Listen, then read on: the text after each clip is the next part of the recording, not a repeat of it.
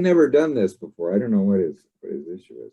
It reminds me of that, like kind of like the Green Man dog, with the hair Yes. sticking out, with coarse hair. Yeah. Did you watch The Green Man? No, can you get it on Yeah. Amazon yet, or do you have to go to a theater? It's 1999. On Amazon? Yeah. Is I that what you watched. did, or Yes, I did. I watched it. It was just a rental, probably but I'll probably I, wait I for it really to come thought it down. was very good. Got I great mean, reviews.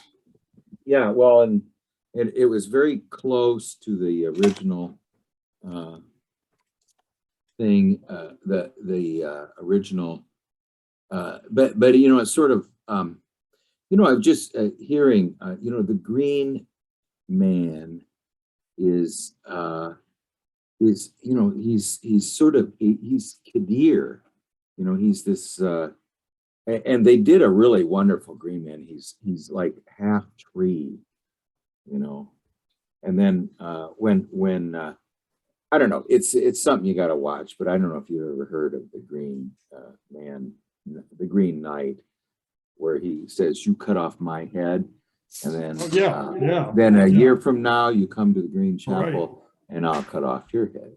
I mean, if the 1999 was to own it, I'd probably do it. Yeah, it was a little pricey, but I bit the bullet because I don't know. My wife wanted me to watch a movie with her, and it's the only one hadn't seen lately. But I'm looking forward to. I don't know if you guys ever watch Wes Anderson movies. Grand Budapest Hotel. Oh yeah. Moonrise Kingdom, Rushmore. The Royal Tenenbaums, Bottle Rocket. Well, anyway, the new one's coming out called French Dispatch, and I want you on my Jeopardy team. I don't know. I'll tell you, if anybody ever wants to see a cool series, watch that one with what's his name? The one that was in Dawn's Dream. His name was, let's see, Kevin Bacon. Yeah, in that I Love Dick. It's about 12 episodes, but he's an artist, but he's just meaner than hell. Oh, I love that series. Yeah, that was and just great. He's just meaner than hell. And this one girl's head over heels in love with him, and then he ends up, has him that wonderful little path. But anyway, why don't we finish up Gary's dream? You want me to put it in the chat, Gary? Oh, I've actually got it. Okay, good. Maybe. And then Charles, if you have a dream, and of course, Dawn, if it's just us four, Dawn, I don't care when your dreams are. I'll tell you something. I've been having some very interesting dreams. And when I sit and work on them, it's just so magical. I mean, the recurring theme in my dreams is the loss, or usually, all of the recurring thing in your dreams is what you're blind to. Now, Gary, I think there is something you're blind to in your dreams. But when I'm blind, totally. Yes, what I'm blind to in my dreams is the body. And I just had this wonderful dream where I was my grandfather at a meat market. My father took it over, and then I worked there, and we're out of ground meat. So I was going to go to the place that we had another store on the other side of town, and I came up to the four-way stop, the magical four-way stop. And it was the road there was gone. There was no way to get there. Just undeveloped land, and everything had just turned. So, in other words, that I got to the four-way stop, and when I turned to the left to go there, it was just all undeveloped land. So you're like trying to cross a field. Yeah, I couldn't find it. Anything. Hi, Roy. Hi. And so I just come back, and there was some there, but not much. Now it's just amazing. I just keep having these dreams where that there's not enough meat, or the dogs have not been fed. You know, I mean, it's just this recurring theme of what I am blind to in my life. Now, I've got that book that Annette was mentioning by Arnold Mindell. It's called it's Dreaming the Dream Body or something like that. And I'll send it out tomorrow. And then I think I do have that midlife book, and I'll get a PDF of that. I have to look for it. I had some guy, he's got some kind of a spiritual center, and he came here one time and took about half my books. I don't ever read them anymore. Everything's on PDF now, you know, and so anyway. Well, anyway, let's hopefully either both Roy and Charles have maybe have a dream, but let's finish Gary's, because we just. Roy, do you see my dream in the chat, or should I repost? I think you need to repost it. Just put it in there one more time. And I'm going to be right back. I've got to run and get the notebook. I was taking dreams. Yeah, I see it in the chat. It's in my chat. Okay. Yeah, go ahead, Gary. Right back. All right. Sure. Yeah. Yeah, and then I had another dream. It was really interesting that I was to go to 2 cemeteries, but it was raining so hard I couldn't get there, and the only way I could go there was to go up First Avenue to 3rd Street. And so I was on First Street, you know, so I drew this diagram, you know, the First Avenue was the dominant function, and First Street was the secondary function. Second Street was the 3rd function, and then 3rd Street was the unconscious function. And at that point, that's where the church was. And then there was somebody there that told me that I was their son-in-law, you know, and then I'm thinking, you know, so they're the parents of the anima, you know, and I'm not sure what that means yet. But anyway, it was pretty, I mean, I guess, you know, the best thing about doing this, it's soul making. I mean, you are making soul when you do this. You really are. I mean, I just feel so it's just a emotion I never feel doing any other activity. Well, anyway, are you ready? Gary, do you want to read it? Yeah, I'm ready. Yep. Yeah. You want to read it, or should we? Yeah, I'm going to read it. I'm walking along a forest trail high in the mountains. On the one side is a steep drop-off with spire-shaped rock formations like Bryce National Park. There are tall evergreens growing between the rock formations. A couple with a little girl goes by me. At one point, the girl comes running back towards me and then jumps off the side of the mountain. She ends up a ways down the slope, halfway up a tree, clutching it. I think that I should go and help her get back up to the trail. I begin to descend, and at one point, I too am partway up a tree. I move to go down the tree to reach her, but the mountain begins to shake violently. The rock formations seem to be made of boulders stacked precariously, and they move in ways that seem that they must fall. I'm unable to move. Okay, well now, this is, now, first of all, the name of the dream is an earthquake. Well, you know, an earthquake is just a sudden, abrupt change in a long-held balance. You know, it's just this sudden, unexpected, unbelievably unexpected, abrupt change in a balance that may have stayed that way for thousands of years, you know. They call them cosmic inversions, you know. I mean, it's just this big change in the status quo. Okay, now this is very interesting.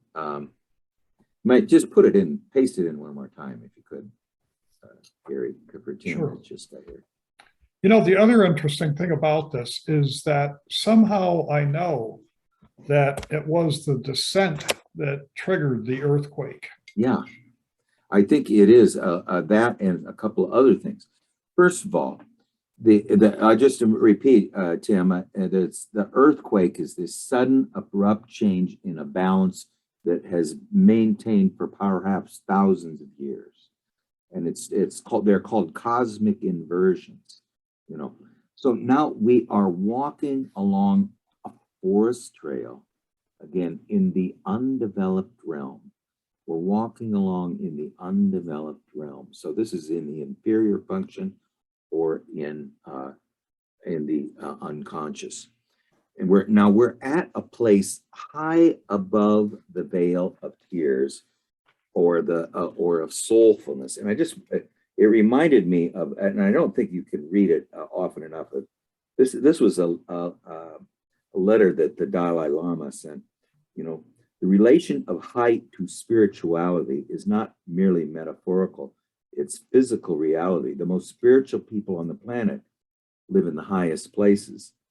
So do the most spiritual flowers.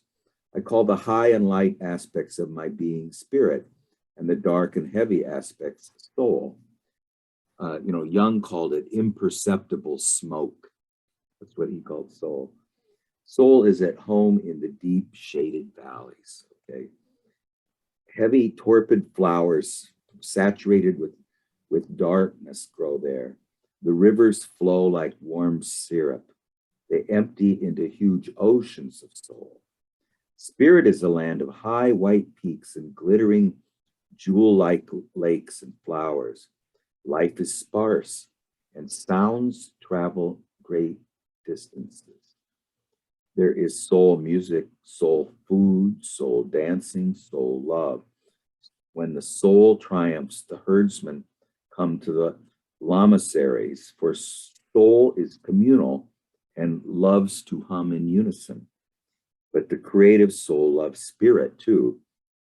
So the most beautiful monks one day bid farewell to the comrades and go to make their solitary journey towards the peaks, there to mate with the cosmos. No spirit broods over the lofty desolation. Nothing broods over the lofty desolation.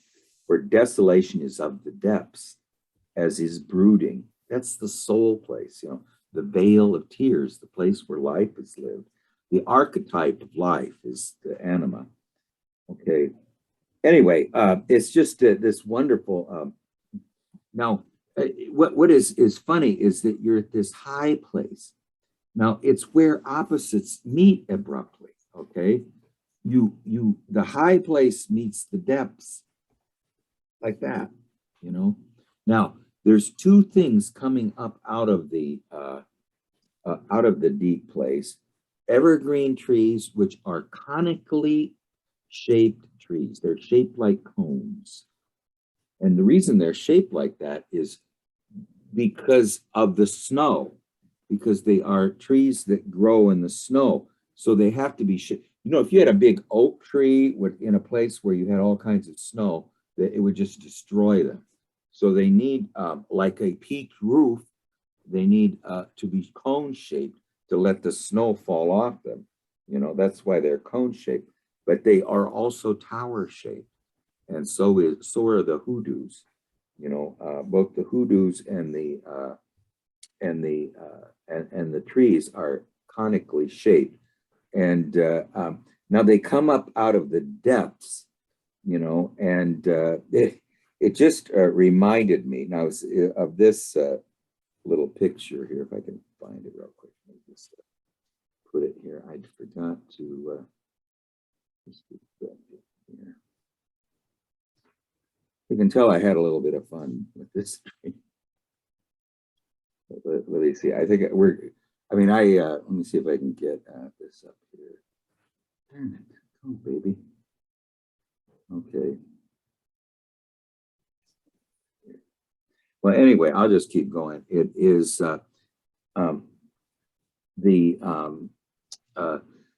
so spiritual height and soulful depth meet.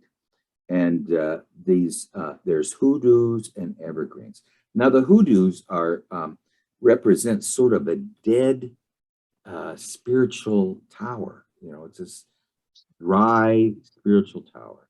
And the evergreens represent a more living, a living something that has come out of the depths that's living. And the hoodoos are something that come out of the depths. They're towers, but they're not really living. And I think that comes up in the earthquake aspect here. Okay. Now, a couple goes by in the heights, and then the anima girl runs back, and she leaves this high realm where sounds travel great distances, and goes into the brooding place of soul, and she lands halfway up. Now, Gary, didn't it's saying that dream, you tell me if I'm wrong, that you go down there to bring her back up to the path. Okay. So isn't that what it said? Yeah. It does, so, I mean, yeah. the ego's going down to bring the anima who went down into the soul place back up to the high spiritual path, That seems Okay. like a mistake, doesn't it? Well, that's what I'm thinking, is that that the ego thinks it knows best, and so it goes down there. But at that point, then this sudden, abrupt change in balance occurs. Okay, this cosmic inversion, when the ego goes down to, basically does what Angus, that Annette was telling us about, did, runs into, turns into a swan, so, and then now can, now that they can unite because she's turned into a swan. Let me just get this thing up here. Oh, darn it. Where are these things? Okay, so we're going down there, and at that point, when we go down there, and what is imperiled now?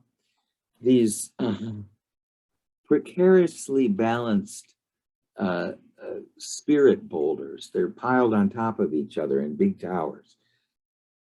They were always precariously balanced.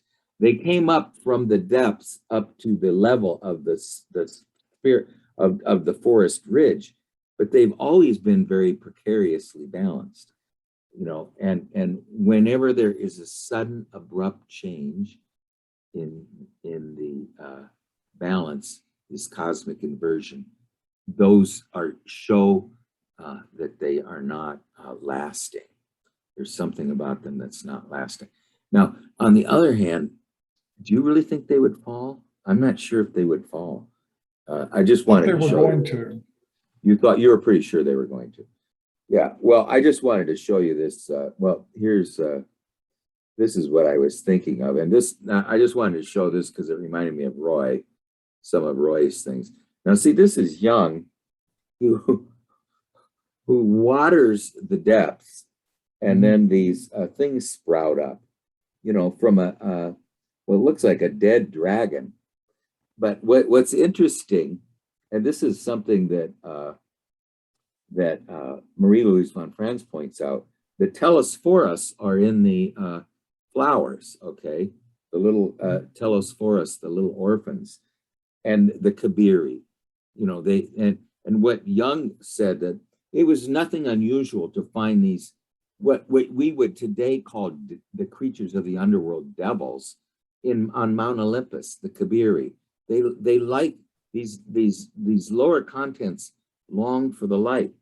But she says, like the conical firs, their hat is shaped cone shaped to represent verticality, the verticality of the lower realms, the spirituality of the lower realms. And the lower realms have a spirituality. It's just a little different than, okay, it's butterfly-like. Remember Charles' dream about the where he was flying? But the butterflies are attached to the earth. Even though they can fly, they go from flower to flower. the same thing with my woodpeckers, you know, which are kind of my soul animal. They never leave the trees. Anyway, I think the earthquake is caused by the all-knowing ego going down to bring the anima, the soul, back up to the spirit, high spiritual path. Wants to bring the soul up there. She doesn't belong there. And so now what needs to happen is there needs to be a sudden abrupt change in the balance of ego, a cosmic inversion, you know, and so that's where the earthquake is occurring, is in ego. Roy, what do you think? Yeah, I'm still stuck back there with that dream where Gary had to go up in the attic, and it was this big vessel up there, and he had to lower the water. The earthquake to me is like cognitive dissonance. I relate that little girl to that vessel, whatever is going on in there. But in this dream with the little girl and the pinnacles, the little girl is like supernatural. I mean, she made the move. She left her group and went towards Gary and jumped off the ledge. I mean, it's like she's a demigod or something. She's a daemon, and it caused cognitive dissonance in Gary. Just like whatever was in that vessel being born, like an egg being hatched or something, it made Gary very nervous. He couldn't hardly get up the steps. His legs were real heavy. He was using his wheel. It's like something's trying to be born, but I don't know if Gary's not aware of it, or if he's afraid of it, or it causes cognitive dissonance in him. You know, I'll keep circling around that kind of theme. I don't know if it makes any sense. That's where I'm at. You know, in that dream, the water is on the second floor, and what's the water doing on the second floor? You know, I mean, well, that's the whole thing. Yeah, you know, that's it the needs whole to thing. go down. What's Gary's, none of this makes sense, because why would a little girl leave her parents or whoever and jump off a ledge? well, You know, I that think doesn't make any sense either. And all this weight of this water shouldn't be up in the attic. You know, it doesn't make any sense. well, That's I think yeah. I think it's real analogous though. The water in the attic, the things in that should be in the depths in the body, really. In Gary's in the interpretation of the dream maker in Gary, those things are too high up. They're in the attic. The unconscious is up way high up in the spiritual realms. That heavy unconsciousness needs to be down in the body. Now, in this case, even though it's a little girl and she was with her parents, she is, like you say, a daemon, or she's the anima. She comes towards Gary, which is addressing him. Okay. Then she shows him what to do. That's psychopompos, the guide of souls. She leaps down into the depths. Gary follows her, but not because she's the guide of souls, because he wants to bring her back up to the forest path, just like they want to bring the water and put it up in the attic, you know, where it can't be. It can't exist there because it's too heavy.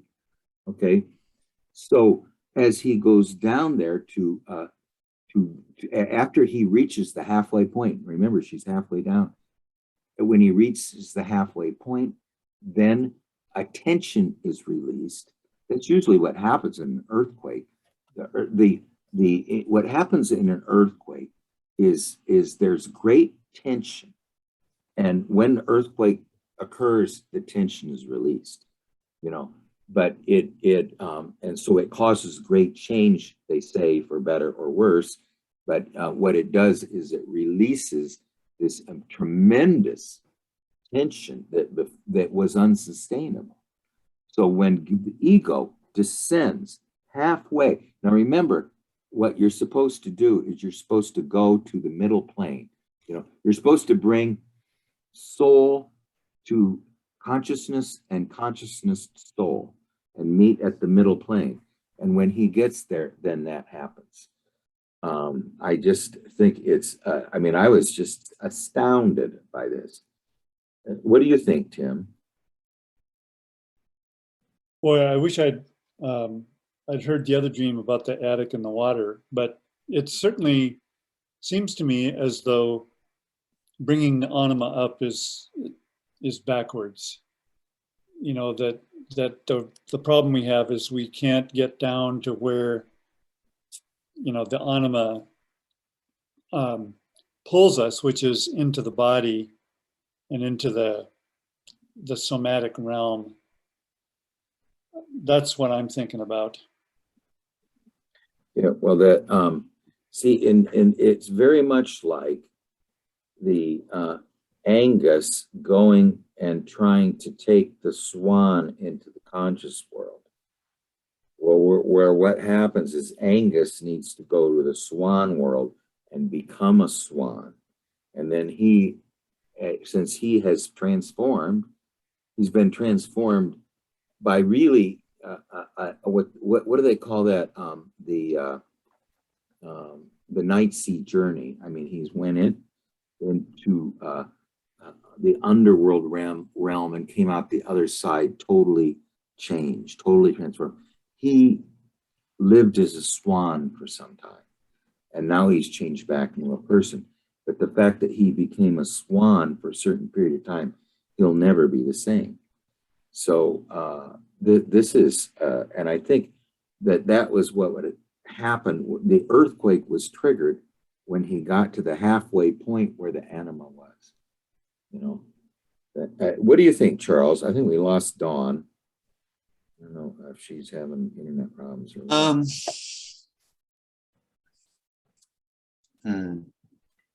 It is difficult to make any sort of, you know, well, obviously it's a precarious situation in the dream, but yeah, it just makes me think, you know, just the wrong environment for a connection with life that should be done on a nice green field, not high up in the mountains. And a earthquake makes me think of a sort of conflict. It's like I don't know what word I'm looking for, but yeah, a sort of result of dissonance. It's a vibration, you know. Makes me think of a dissonant and conflictual situation, and it's the earth. I think, you know, it's just kind of using the wrong tool for the job, and you know, you just need to be on, you know, at sea level, on a nice green field. It's too I don't know, lofty. That's all I really got. Yeah, well, I really like what Roy brought up because that was a wonderful analogy, but it's also analogous with the dream before. I mean, I thought these were two dreams together that were very alike, where Gary is owned by the shadow and he's shackled to a post. See, Gary, I didn't think this one was all that difficult, you know, to me, that we are owned by the shadow. And in other words, that means that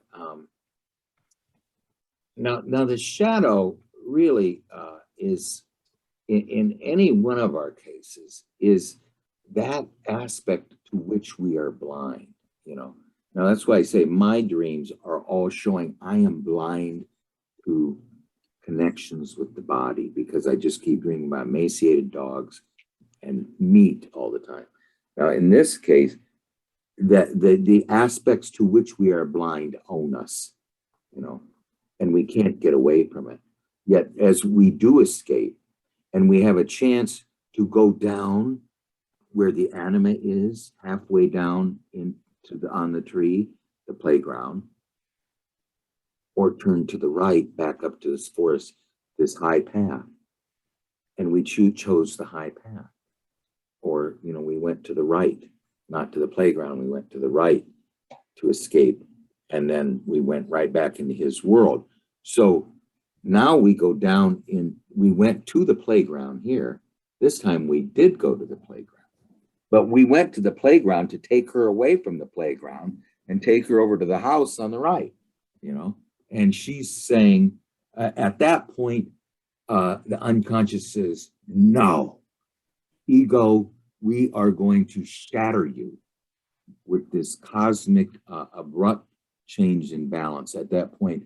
And we're going to freeze you, and you're not going to be able to act.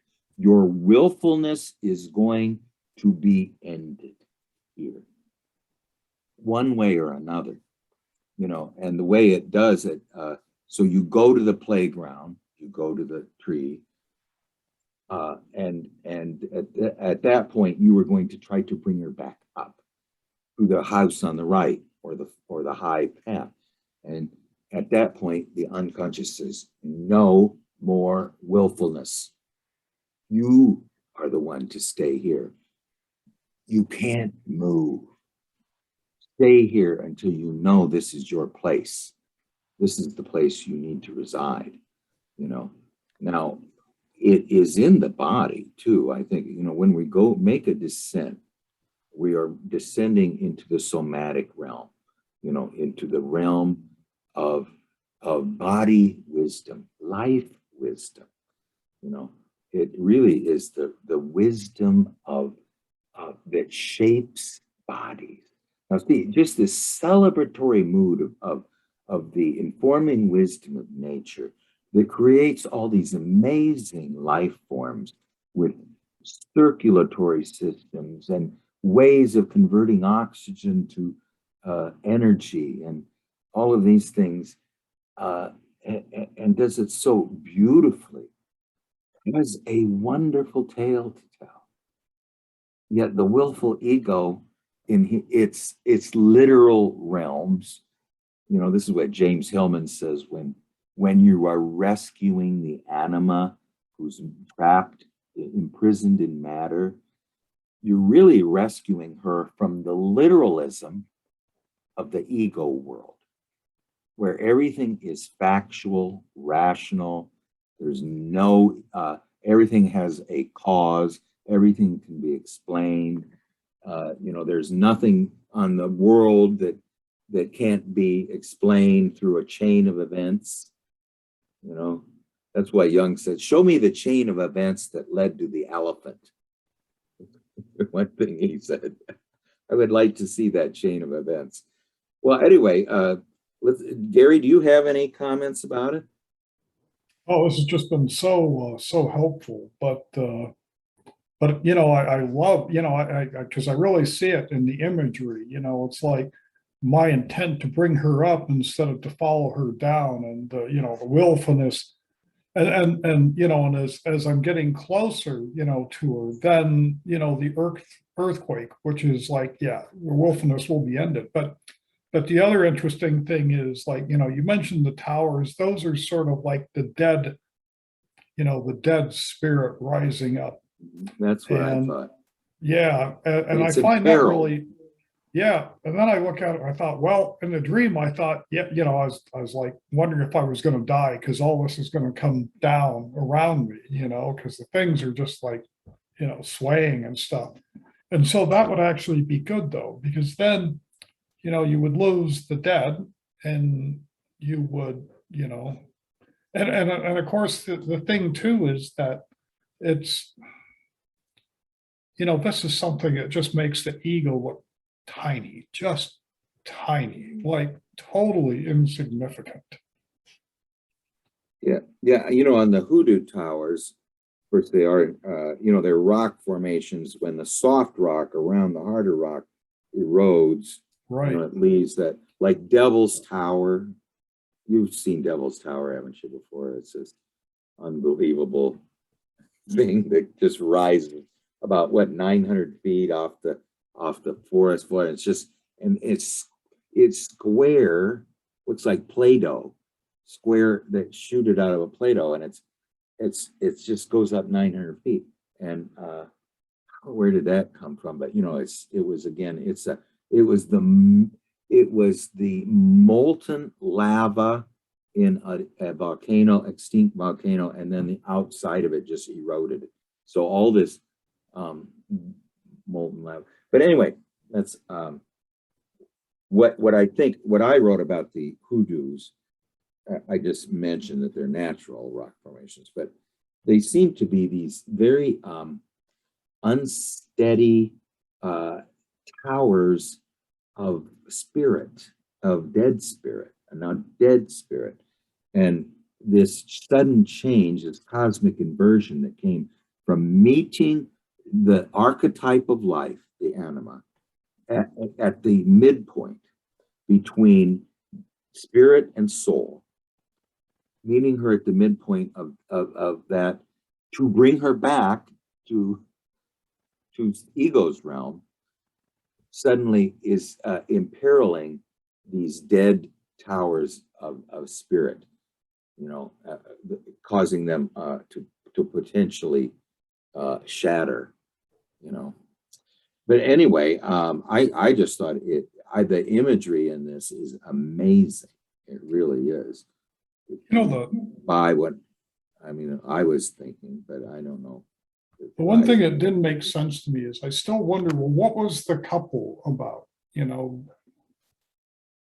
The couple were okay. So basically, they create a quaternity. I mean, what I did is I drew a, you have the maternal and the paternal realms, and then you have Gary, that's on one axis, and Gary, and then the child of the paternal realm, the one who is just in its nascent form, in its form where it has not differentiated yet. Often as we grow older, the anima becomes younger as a compensation. If we have a Senex view, the the anima tends to be a little bit, but at least she is, how old would you say she was? Oh, I don't know, 5, 6. 5, 6. Older than the girl in the bathtub, for sure. Just conscious. Yeah. She's just breaking out. Our 5-year-old grandson is pretty smart. But she's smart enough to do this. This maternal and paternal realm go down this way, and they are going away from us. But the child of that realm comes back and addresses us by coming towards us. So that's a clear I-thou connection. She's looking us in the eye. And then as the guide of souls, she's showing us where to go. But we think that we show her where to go, not her showing us where to go. But at that point, when we get to where she is, the universe says, enough of your willfulness. At that point, it's just saying, boom, like that. I think that the fact that you had these two very, how would you describe them? Alarming dreams in a row. Yeah, both of them. Yes. I mean, you had two very alarming dreams in a row. And the first one is that we need to not be owned by our own shadow. Okay, we gotta get out away from him, whoever he is. this unconscious part of ourselves. And we were given the option of going to the place where the little girl lives. The little girl that was running towards us and jumped, that's where she resides. That's her native land, you know, the playground. You know, that's where that was sort of a precursor of seeing her in this dream, you know. But I think that they're two alarming dreams. And the reason they are alarming is there is just some big blind spot in us that says, wake up. You know, wake up. You know, I was thinking too, Tim, about your dream with the wolf that eats the fox. You know, now what I was thinking about that is the most feminine of dogs is the fox. I mean, the most cat-like of dogs is the fox, and the most dog-like of the cats is the cheetah. Okay, you know, now the most masculine member of the dog family is the Arctic or timber wolf. You know, I mean, they're just, you know, I mean, they're just the you know, these rapacious, greedy, avarice, no end to their appetite, you know, capture this feminine aspect of its tribe, you know, and deal with it. Now, this theme I thought was similar. Now, what I was trying to think of how the themes in our dreams are showing us what we're blind to, because I was just thinking about all the ones in my dream that show I'm blind to emaciated, unfed instincts, dogs, and then and we're always out of meat in the meat market, you know, so always out of there's a scarcity of earth, there's a scarcity of body, you know, and in the recurrent thing in Gary's dream, I wonder if anybody can encapsulate it, but I think in Tim's dream, there just seems to be a wolfish masculine element that we're unaware of, and that is blocking us from a healthy relationship with the feminine. The feminine, now remember, the feminine and the anima aren't the same. Remember, the sort of complicated, but you know, the goddess of love and the goddess of the great mother are the ground out of which soul comes, and she's not Eros, she's not the feminine, she's Eros. Eros happens like this, it happens right now, it's very direct, where anima is very aloof, and she tries to escape us. Eros always wants unions, and the anima is sort of always evasive, you know, something about her. But anyway, You know, I'm just trying to, I mean, it's just wonderful to have series of dreams from people, everybody, including myself, and try to find out what is it I am blind to, you know, and I just, you know, I really don't know how to address this issue. You know, I think I'm going to read Arnold Mendel's book that Annette was talking about, but I just don't know how to address the issue of my dream maker telling me over and over again, your instinct is undernourished. Your you know, you don't have enough earth. You're out of body. Your body is very scarce. But anyway, anybody, any more comments about this dream, you think? Get Roy or Tim or Charles? I guess, you know, the one last comment that I'll make is that it's always the unconscious, you know, the shadow that ends up ruling our lives, because you know, it comes up in ways that we're just not conscious of. We're totally unaware of it. And I think it's very important. I mean, if we ever want to wrap our heads around any of this, we have to get over our doubt that these forces within us are alive and conscious. And we need to have a sit down with them. If you never do that, will never get it. And there's a very difficult point for this, our ego to get over, because we just think it's not real. There's nothing real about it. But what I really think it is, like, people are looking for life on other planets.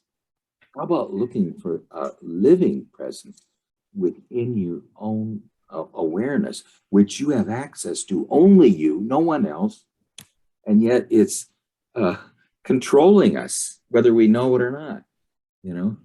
I mean, that's what I think. What my anima told me. You think you're real? What's your hold on reality? I mean, I'm pumping your lungs, I'm pumping your heart, and you're the one that doubts me. I am the wisdom that pumps your heart.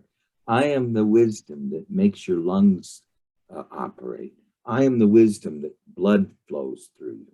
I am the wisdom that makes you overcome when you see someone you love or something you love. I'm that emotion that came from me, that did not come from your ego. That is something that comes from your innate, inborn character.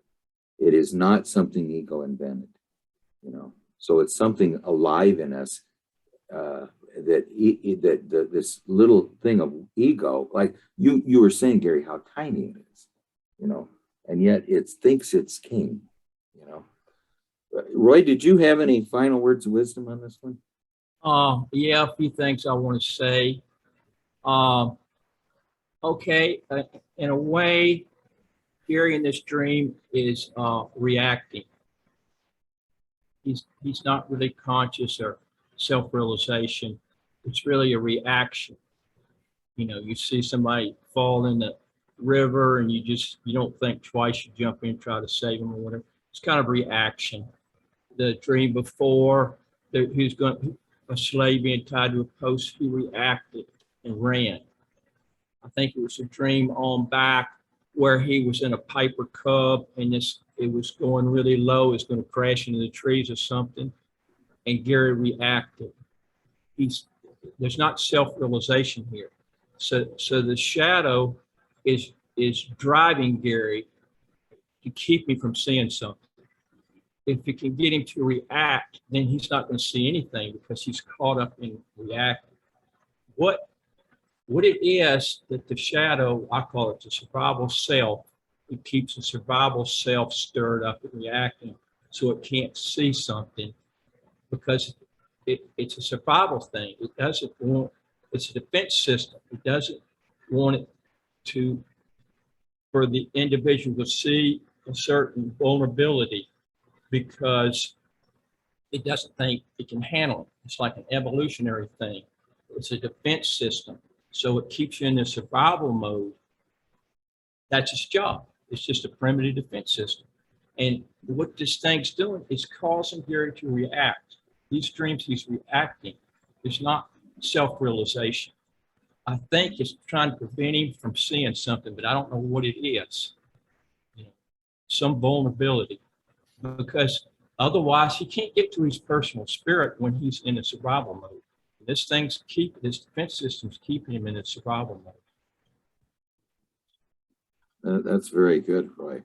The one thing I'm thinking is the remarkable eloquence, Gary, of your dreams. I mean, I found the same thing in Ivan and Ian, both. I mean, you guys seem like you're very straight, pretty mild-mannered people, and yet your dreams, no movie script writer could come up with the eloquence and the symbolism. No, I mean the one about the where you go down to in the theater, and and the little children are performing on the stage there, and oh, so beautiful. And then you have to go behind it or something or under it, you know. I mean, it's just the eloquence of this dream should speak, of all of our dreams should speak to us, because they're just incredibly beautiful. You know, if we really realize how beautiful they are, just sit back and admire the craft of this dream maker, you know. But the other thing is, how do we wake up? You know, I don't know. I mean, I'm really at a loss. This dream I had this about the, you know, I'm going to get the meat that I lost. I go know how to get there. I come to the four-way stop. I turn to the left. There's no road anymore. Now, what does that mean? You know, it's, I mean, how do I address that? You know, I mean, I don't really know. You know. Oh, we lost Charles. I think hopefully he'll be back. Roy, did you have a dream? Yeah, I just have a short one, a little short one. Okay, all right, go good. Only about 4 Yeah, if it- sentences. Yeah, if you wanted to do okay, it. great. Okay, let's see here. Let's see. I got it right here just in case I get a fact or something. Okay, this was on August 26th. I'm writing at a table, writing like creative writing. I noticed some grains of rice and black ants. I stop writing and take a piece of paper and scoop the rice and ants off the table onto the paper. I take them outside and release them in the grass. On the way back in the house, a crippled bum is coming out the door. I hold the screen door for him. That's it. Now, a crippled what? A A bum? crippled bum. Yeah. Okay, a crippled bum Yeah. is coming out. He's Okay. not just a regular bum, he's a crippled bum. Yeah, he's a tuple. Yeah, okay. He's one. Was he on crutches or? He Was he needed just- some crutches, but I think he was too poor to have them, Yeah. or somebody gave So him he's some, just but he kinda- lost them. You know, Yeah, he he's just can't. kinda- Right. I'm surprised he had clothes. Pulling on. himself along one leg at a time or something. You know. So now you're writing at a desk, okay, and then you notice that there's rice and ants on the paper, okay, and so you take them outside, and then you notice a crippled homeless person. Let's put it that way. A crippled Okay. orphan, a crippled. No, someone he who was has a no- bum. He was a bum, maybe not by choice. Maybe he had a lot of problems, and you know. Yeah, but whatever. if he's very poor, you know, and he's crippled. I usually think of a bum as a homeless person. Well, Not necessarily. yeah, of course you're going to be homeless if you're a bum. Yeah. I mean, that in that bad a shape. I mean, Yeah. you know, where you're crippled and you can't even hang That's on to a pair of crutches. It almost sounds like things you see in third world countries. We have a lot of bums down south. They love it in Miami and way down south where the weather's warm. Yeah, you know, there was one. Yeah, this seems like where they congregate. You know. I mean, they take over the city and they got so many rights. If they're camping in a park, you can't throw their junk away. Mhm. You have to leave Yeah, it that's- alone. And they take I over noticed- the city and they sleep all day and then they're rambling all night and they're all over the city downtown and you can't do anything to them. They have rights. You just sort of try to walk around them. Yeah, bums rights. but yeah, you know, there was one time they found a Neanderthal old man who had been crippled since he was a child, and yet somehow was taken care of by the Neanderthal village, you know, even though he was crippled. So that was kind of interesting. But anyway, let's just say we're sitting at a desk and we're writing. So we're sitting at a desk and we're, do you know what you were writing or what It was creative writing, but I don't know what the content was. Okay, yeah, you were just sitting down there and possibly, I would say to me, creative writing is, you know, to me, okay, I don't, not to everybody, but it would be, you know, amplifying a dream or something, you know, Sure. or Sure. or something with an unconscious content and trying to flesh it out. I mean, that's all I can do, really. Anything else, I just think is You got to fluff. have some focus, you know, Yeah. some space and focus to do that. Yeah, Because it's anything else introspective. It's very introspective. It's just fluff if I do anything else. So, and then while you're writing, you suddenly, oh, look at my paper. There's rice grains and ants on it. So there's black and white, you know.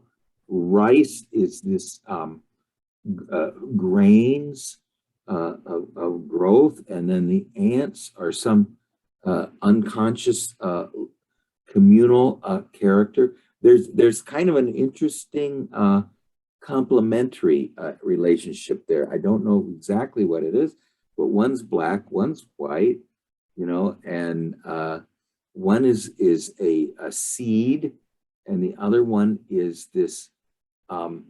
They are the instruments of a. They are the appendages of one body, which is the ant colony. You know, they're you know, they're all one. It's almost like the ant colony is one being, and it's been broken up into many pieces which go out like tentacles to feed the one being in the ant hill. You know, I mean, it's I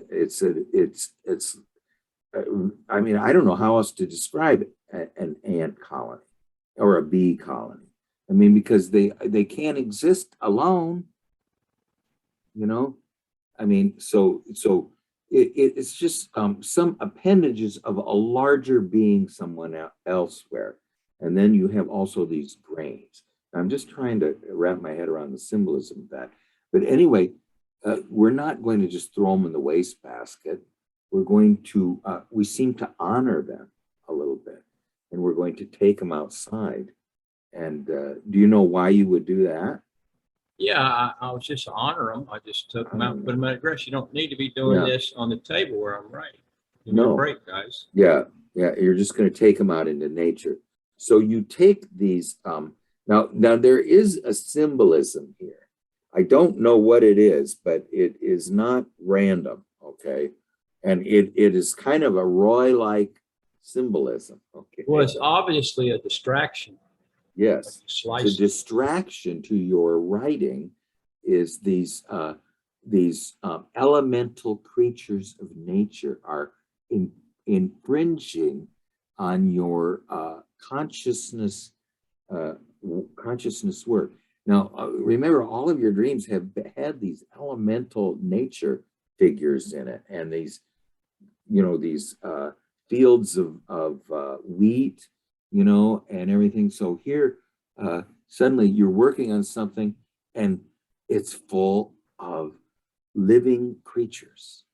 And one is this miracle of the ant colony, which we can say, although it's just a bunch of pests, but it's pretty miraculous as if you read their life history of an ant colony. And then also a wonderful grain. Okay, then we come out there, and then we see we are respectful of the ants and the rice. By the way, is it just the ants you're being respectful to? No, I threw the rice and the ants out in the grass. Yes, I mean, you're being respectful both to the vegetal. That's realm. A good match. It's a good match. Yes. Yeah. And then when you turn around, now coming out whose door? Your door? My door, my house. Yeah. So in your house was a crippled, wounded, homeless person. Yeah, apparently so. Mhm. but he And was suddenly- heading out. And suddenly, there's some aspect of after we do this, uh, he's free to leave our house or something. He Yeah. was leaving on his own will. I was just Yeah. helping him with the door. Yeah, you're just helping him with the door, but it's just amazing he followed you out. So you were I unknown. was coming in. I was already out. I was coming back Okay. to the house to go in. He was So coming out. Unknown to you, you were sharing a house with a wounded homeless being. You know, I mean, it's kind of That's nothing new. no. That's what I'm saying. This is, I mean, this is it's the Telesphorus or something. You know, it's this wounded being that you're living with, you didn't know about, and what seemed to spark this meeting of you with this unknown thing was your interaction with something that was interfering with what you were writing, which was the black and white, and it's the vegetable and the animal or something like that. Okay, Tim, what do you think? 4 lines, that's pretty good. Well, boy, I'm thinking about the creative writing process, which is very close to my heart, and the business of all of a sudden finding these kind of elemental, basic life forces that we try to organize, and getting them out into the world of nature where they're supposed to be, is really the act of civilizing. This is what civilization is all about. It's taking the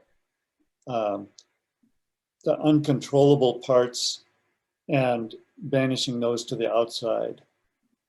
Mhm. And here at the same time, this human element, which also is this kind of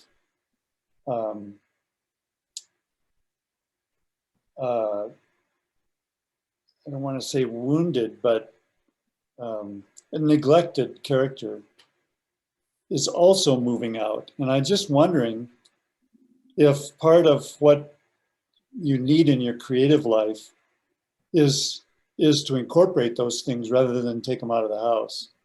That's just the idea that comes to me. Just an interesting, it's almost like a vision, you know, just those 2 images. If you just take, first of all, you're living with somebody's living in your house and you didn't know it. And who is it? It's the crippled homeless person. And then just a strange, from the strange combination of the black and the white sprinkled on your paper, like now see, here's another thing. Your paper is sprinkled with the opposites, okay, with the black and the white, okay. It's sprinkled with the black and white, yes, but the white is rice and the black is ants. I know, but your paper is sprinkled with the opposites, the black and the white. Now, you can tell me what their quality is, but it's the black and the white. And so the paper of your creative writing is dusted with the opposites. You know, there's something about that. I think that's part of it. Okay, Gary is talking to one of his consultings. Now, Yeah, Craig, I agree with that. And there's a sense in which all writing is these little elements of black and white that have a certain arrangement. And when we, you know, a dyslexic person tries to read this stuff and can't make out the arrangement. And so it looks like rice and ants. But when you can put meaning to it, all of a sudden it becomes bigger than what it is. And those scribbles kind of turn into characters that have meaning. it creates tension, the black and the white. So say if you wanted to write a really good paper, what you would do is take the opposites and you'd sprinkle it on your paper first. And then you could write better. You could write better because you've got the tension of the opposites are going to be released on the paper. So it's going to be, I mean, you know what, when you first told me that was what I thought, Roy, that would make my writing better, is if I had the black and white sprinkled on my paper. Now, the fact that they're rice and ants is a little annoying. You know, what do you think, Gary? Well, I want to go back to the bum. Can you tell me your first reaction when you saw the bum coming out?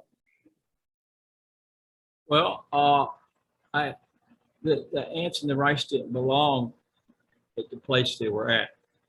So I took them out in the grass. Well, when I first saw the bum, and I said, hey, he's coming out of my house. He can't hardly get the damn door open. And I was helping him with the door. I wasn't surprised at all that my house had a crippled bum in it. Didn't surprise me at all. I said, well, yeah, I'm glad he's coming out. And I helped him with the door. I wasn't surprised at all. I mean, my dream ego, I was passed out. But my dream ego said, oh, yeah, God knows how many more bums are in there. And this one's coming out. I just held the door for him. Yeah, no problem. Okay, so I mean, to me, the bum is very archetypal.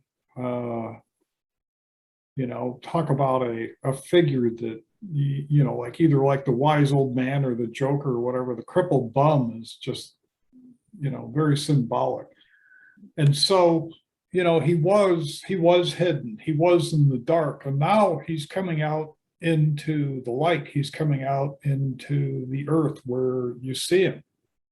So, you know, that seems like, you know, that'll give additional chances to work with him because, you know, because it's the house, it's part of your persona. It'll give you an additional chance to work with him and, you know, find out what the wound is, because, you know, crippled and a bum, I mean, you know, that's several things. One is that, you know, they're wounded, but they were also prevented from, you know, from their destiny. You know, something stopped them. So, you know, there's some, you know, that there's something about that and you know, and I think the bum comes out because, you know, the creative writing, that's an act of reflection. And in the act of reflection,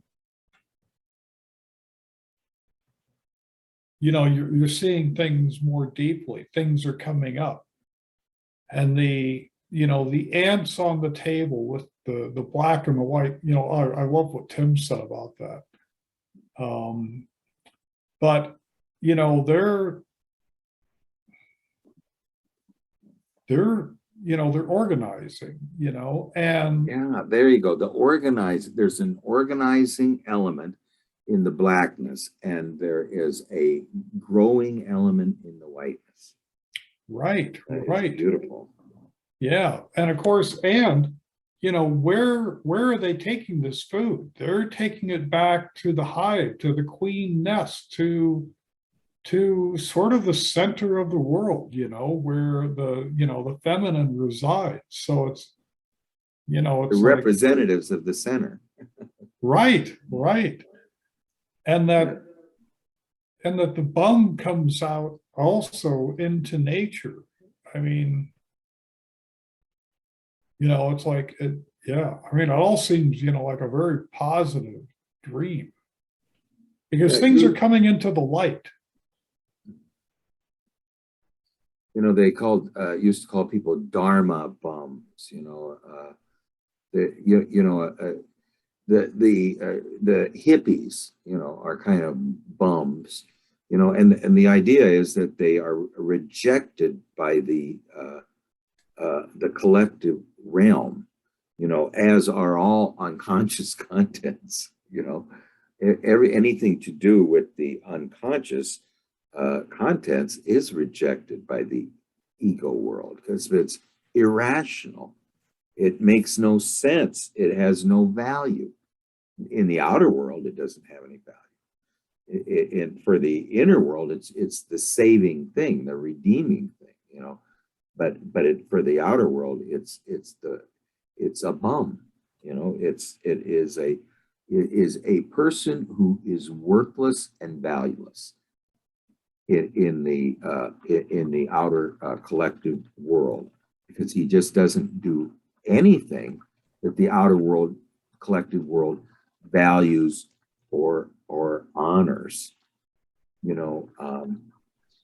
One thing I just reading today, something about all our descriptive words started out as the quality of things, the colors and everything were describing certain qualities, and now we went from living in a world of where everything was described in metaphors of sensation and feeling, to now everything is described in terms of thinking. But Hillman was saying up until about the 17th to 18th century, everything was described in terms of sensation and feeling, and now it's described in terms of thinking.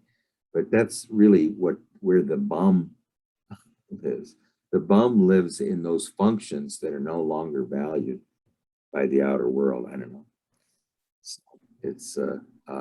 So anyway, I really think it is one of these dreams that just is it's just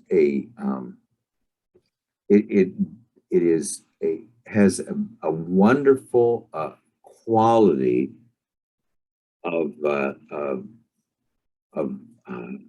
what don't you think? What do you like about it, Roy? Or what was the parts in it you liked? Well, I'm not complicating it all like this. Yeah. I'm just looking at the ants wouldn't be on the table if there wasn't food on the table. That attracts them. They're just symbolic to me of a distraction, like thoughts are.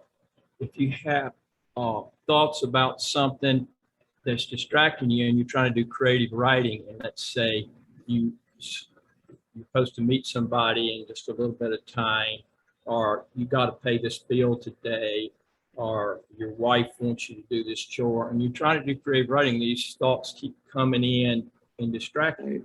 There you go. That's like symbolic of the ants. So I took them out. I'm cleaning the house here. There you go. House. So I'm coming back to the house, and this bum's coming out. Well, let me tell you, if you have your house full of bums, or you have your car full of bums, you're not going to be going where you would like to go. You're going to have to entertain all these people, be a host and nurture them and entertain them and deal with that. And it's going to be a total distraction. Forget about having focus and discernment. They're gonna take you on their trip, and you're gonna be the one that's gonna provide the resources for it. If you have enough resources to do that, that's what you're gonna be doing. You can't do any creative writing, so I'm just cleaning the house here. That's all. Yeah, what's standing in the way of your creative growth are distractions and the bums that are living with you. Yeah, it's not If you complicated. could get rid of the bums that are living with you and the distractions, you'd be more productive. That's what I'm hearing from the unconscious. That's beautiful. That way to go. That's why I say I can never guess a Roy dream, because Roy's dreams for a poor, introverted person like myself who never grew up is almost like it's first of all, it's this Roy, what is your inferior function? Are you in it? I would say sensation, but Okay. my thinking isn't very good, but my sensation is really terrible. Yeah, well, I would say your sensation is really good. Is really terrible. Oh, really Bad. terrible. I mean, I'm just totally unaware of my body. Yeah, but I think you're getting. I think you you have made that part of you more, far more Oh, yeah. conscious than I I. used to be real know. accident prone because I was so not in touch with my body, and when I have a lot of accidents, chop a couple fingers off, all kind of stuff like that. But now, since I'm more aware of my body through doing exercises, stretches, and connecting all my body up where I can feel a stretch from my foot all the way through my body, I don't have accidents anymore, and I have a lot more body awareness. That's my sensei thing. That's what I'm working on. I've been doing that for about the last 10 years. I really need to take that more seriously myself. Man, it's a total, Yeah. it's really hard. I mean, I have cognitive dissonance. I feel like I'm going to pass out. I can't stay awake. I got to focus on my body. I got to do this stretch right. I got to calm down. Work. It's hard. It's a lot easier now than it was when I started. But wow, it's been like climbing Mount Everest. Yeah, I'd love to do that sacrocranial therapy, but it's just too expensive. You have to figure a way to do it myself. Yeah, I have Adelaide. She's a body person, so I mean, she can do it. Oh yeah, that's the only way I'm pulling it off because nobody else cares. You go to these people and you pay them money. You're a wreck by the time you get there, and then when you leave, you're a wreck when you get back, and then all the results are gone. I mean, what's the point? Yeah, it has to be part of $100. It has to be part of your lifestyle. I mean, you have to do it every day. You have to set a time for it. You have to do it every day. I can send you a YouTube of this guy that he does stuff correctly. And he's probably 40, so you're not going to be able to do the stuff that he's doing. But at least he gives you the idea, this is the thing you want to stretch, and this is how you stretch it. Don't try to be macho and do it like he does it, because you're not ready for that yet. Your muscles too atrophied or it's too frozen. Well, anyway, that was a wonderful jujitsu on that dream. I loved it. Well, Tim, did you have any dreams? I mean, your last dream. One thing I want to mention is that the title kind of summarized it. Old friend, stranger, and I think it is someone we know and don't know. And she knows us. We don't know her. I mean, the ego doesn't know her, but she knows us. So. Yeah, it kind of reminds me of this bum in Roy's dream. Who is this guy? He's been in our house and he knows us. Yeah, right. Oh, I know who he is. Oh yeah, I've been around a lot of bums all my life, and I'm like a bum expert, really. I ran a trailer park for years. I mean, bums, they don't like to be inside. If up north, they don't have any choice when it gets really, really cold, but they have homeless shelters. They don't want to be in the homeless shelters. All they want is some food, and then they want to be back outside with their friends. That's what they want. They want what they want. They don't want what the social services wants for them. It says, this is our program. You should like it. They don't like it. They want what they want. So there's some part of that description that is part of you. Sure. That you're unconscious of. Well, everybody's lazy. Who isn't lazy? I have a lazy bum part of myself, a crippled lazy bum part of myself. Remember way back when I had that original dream in the 70s and I was hauling this bum on my shoulder. I was going to cross a river and there were statues in the river, and this guy was following me and he was crippled and lame. And I turned around and helped him. I put him on my shoulder and I headed up the hill. I've had a long career with bums. Now, the difference between a real bum and a fake bum is a real bum, if you help him, he helps himself. But a fake bum is just using it, to make a living. He's using it to make a living because he knows people really good. He knows the system really good, and he can use that and work it. He can work you. He can work the system. That's what he does. That's professional bum. You can't help that person. Mm-hmm. If they're mentally ill, especially. Well, Tim, we're all mentally ill. We're all mentally ill. Okay. We wouldn't even have therapists if you couldn't help somebody. Sure, you could help him if he wanted it, That's why they have AA. There's plenty of bums that come to AA, but the ones that want to help themselves actually get better. Yeah, I mean, that's my wife is really, there are some that just will not, they can't help themselves. Okay, I let's don't see. believe that. That's a big philosophical thing, but I don't believe that. I That they believe, can't, I don't care they if you're won't. there's schizophrenics that's actually got out of it, by working hard enough to connect with, oh, what these hallucinations aren't real. They were able to somehow connect up with it. Yeah, I mean, there's plenty of people in AA that have done that, but there's a lot of people that never do it, and Oh, yeah. that's the ones. You Let's see, can't, my if you wife made a said, bet who's "Ah." going to do it and who isn't, you're going to lose. But because some people can do it, you can't answer that question. It's possible. You have to be open-minded. It's possible that even the mentally ill can come out of that.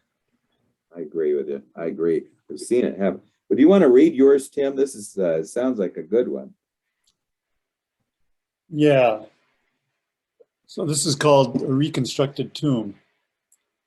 A famous Egyptian tomb has been excavated and removed to a rural place in Idaho or Montana. There it is reconstructed for easier viewing with better lighting. We go to visit. Afterwards, I'm driving us away on a small road where we spend an extra long time at a T trying to turn right. There's a secular traffic cop, and finally we make the turn and speed away. But soon up ahead, there's some sort of activity on the road. I think it might be an accident. But it turns out to be a street market with people selling lush foods, even spilling out into the road.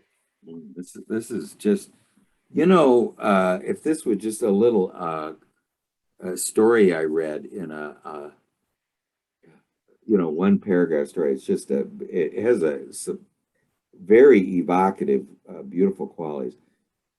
Almost every line is a work of art, I think. Okay, it's a reconstructed tomb. Okay, now a famous Egyptian tomb has been excavated and removed to a rural place in Idaho or Montana. Okay. So a tomb, remember, this is a tomb. This is a place where the dead reside. So a famous, a very great and important tomb or grave or coffin has been excavated and removed to a rural place in Idaho or Montana. And it's very ancient too. It comes from, up to 7,000 years ago, and it is reconstructed for easier viewing with better lighting. And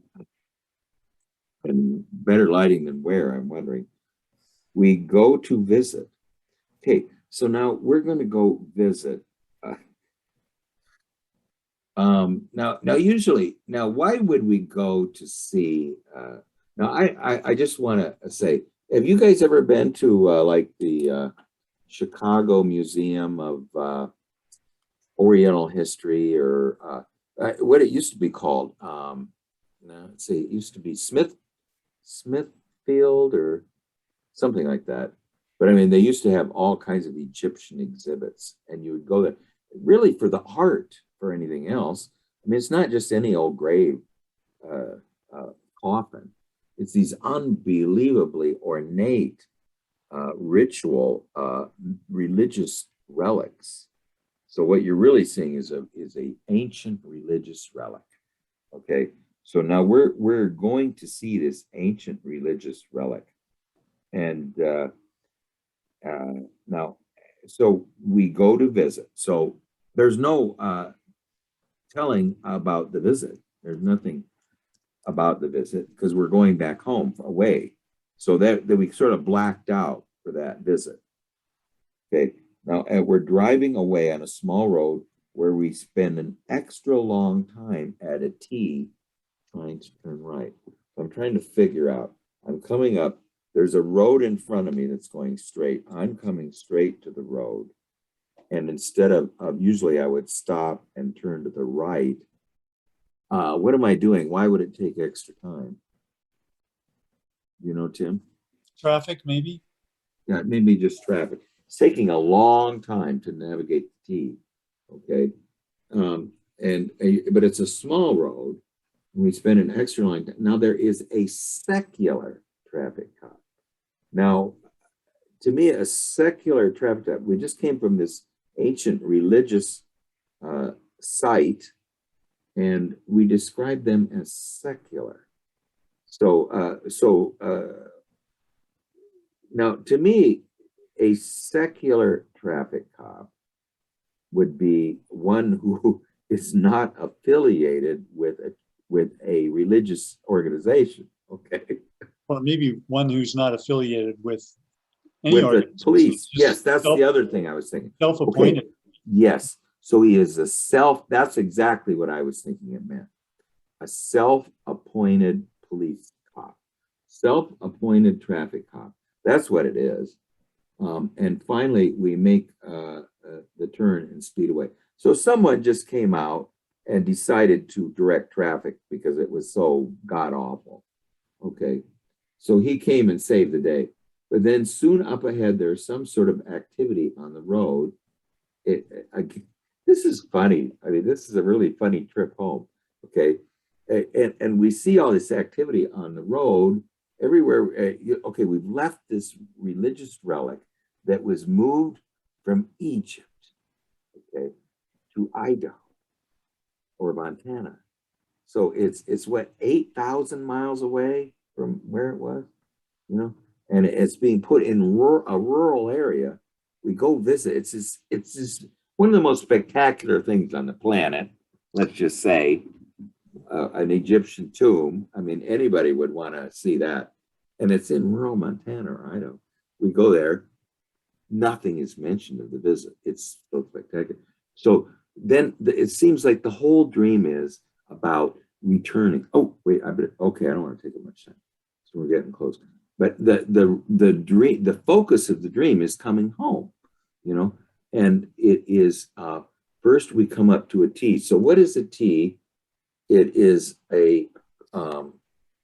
it's we're coming up and we're turning to the right, and then this some person comes out and directs traffic. So finally we can get through going, and then we go and so this event precipitated this difficulty returning home somehow. So I think the dream is about the difficulty returning home. Okay, and we think it's an accident, but it turns out to be street smart market with people selling lush foods, even spilling out to the road. So what would you mean by lush foods? Like pineapples and mangoes and I got the sense it was like a market you'd see in Africa with just all yes, this, just food everywhere in the street. Plantains, all kinds of fruits that you wouldn't see at the supermarket, and vegetables.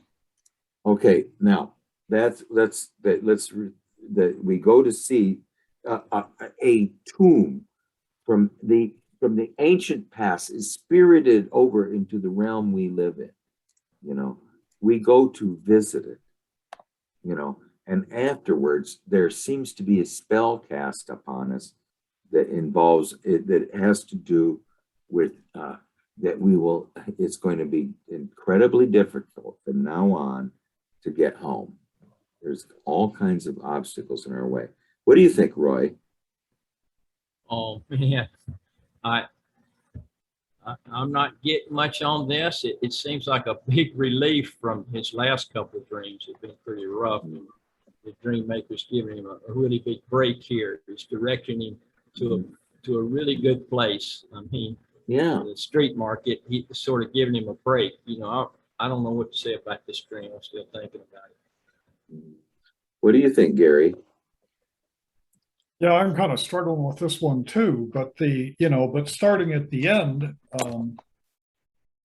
there's obviously, sort of soul nourishment. I mean, even coming out into the road. So the path traveled, so that's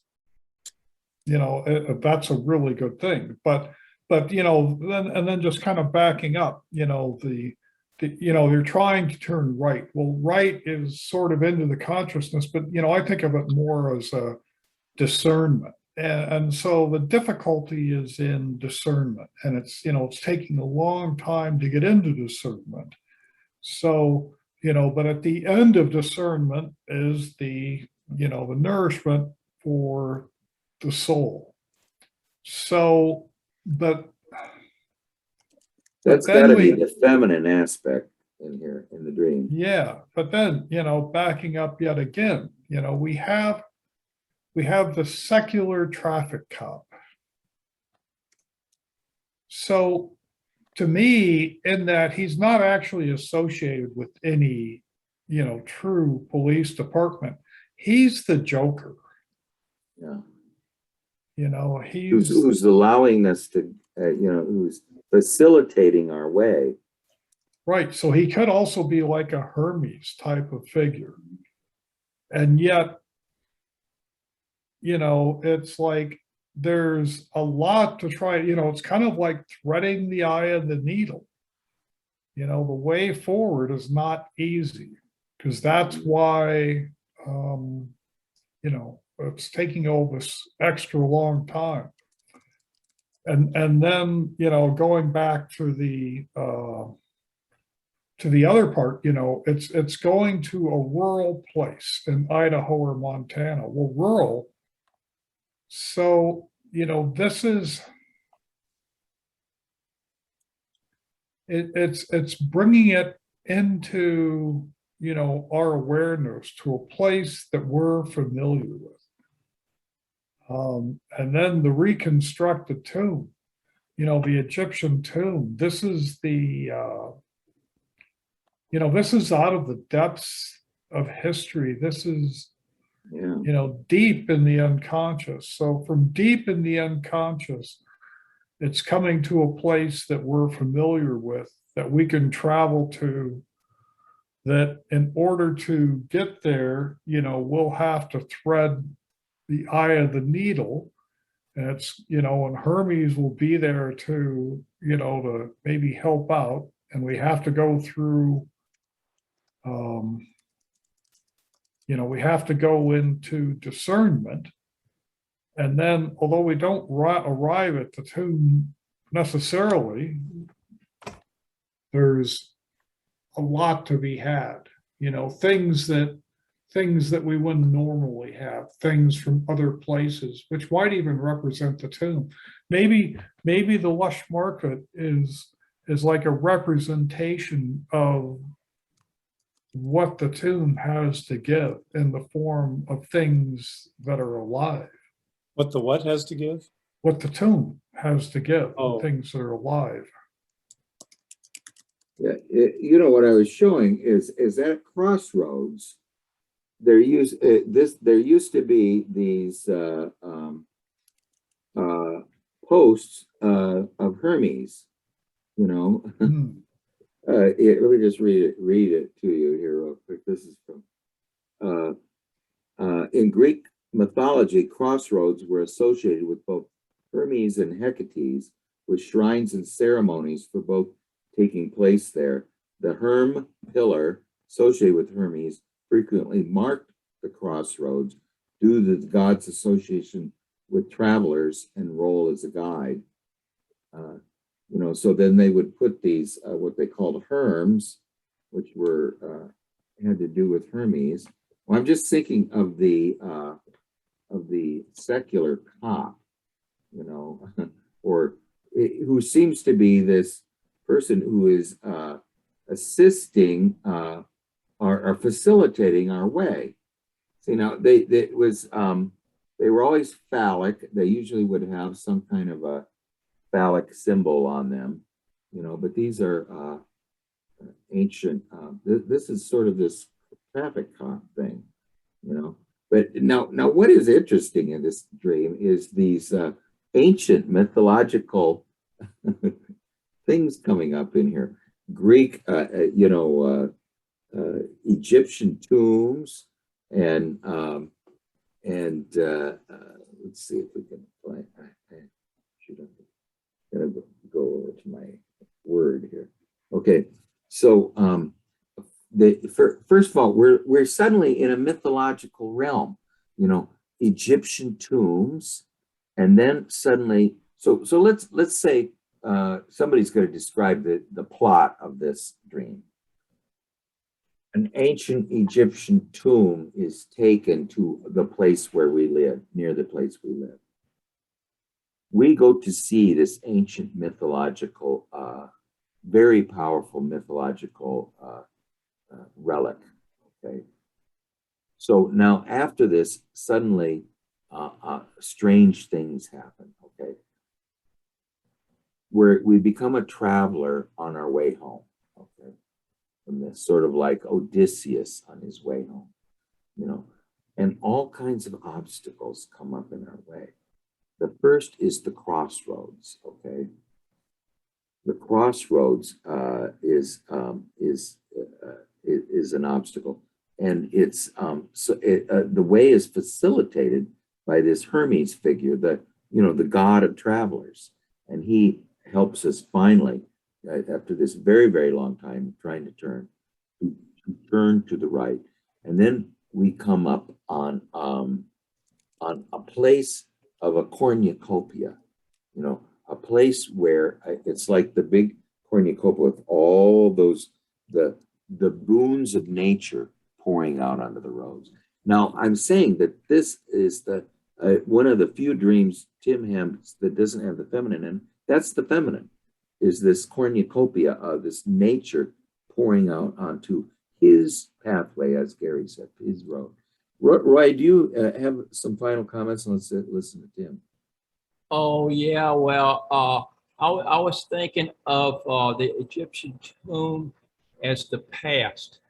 Now, Tim has a lot of things he's sort of sentimental, but in this, it's reconstructed. He says it's in better lighting and reconstructed for easier viewing and better lighting. So now he's sort of introspecting, self-reflecting, which is not sentimentality.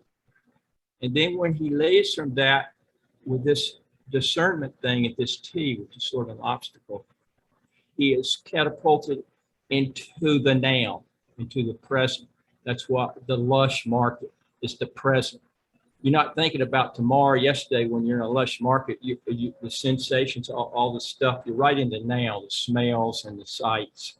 So that's a pretty happy story there that I'm spinning. I like that. Yeah, no, it is related to every one of his other dreams. So when next time we're going to have to figure out how. Tim, did you tell us your feeling of the dream and what you what was most striking to you? Well, one of the things is, you know, I think of Montana as home, but in pairing Montana to Idaho, all of a sudden what I think of is white supremacy, because this part of the country is the most white part of the country, and the supremacists just love it up here. And in contrast to that, you know, the Egyptian reference is very other to that. It's the other side of the world, sort of racially and probably spiritually as well, because there's this ancient tradition that has thousands of years of history, and this is being reconstructed in an area that hardly has 150 years of history as far as white people know. Culturally, cultural shock. Go ahead. Well, I think everybody's right about the cornucopia. My vision is that there's a bunch of women with the market. I don't remember seeing men there. So it is very, very feminine, very lush, and Lush. sensual kind of thing. And my sort of immediate feeling is I'm trying to turn all this kind of ancient wisdom that I'm really fascinated with into something that's usable and applicable to everyday life. Yeah. Well, anyway, let's, I think it is, we have to relate this to the other dreams. Let's try to do that next time. But, thank you, everybody. Charles had a dream, but he had to go. So we'll finish Tim's dream next time. Gary, your dream was fabulous. Roy, your dream, thank you for explaining it. We need you to explain first and then interpret. Okay, well, thanks, everybody. We'll see you next time. All right, Okay, thanks. bye, guys.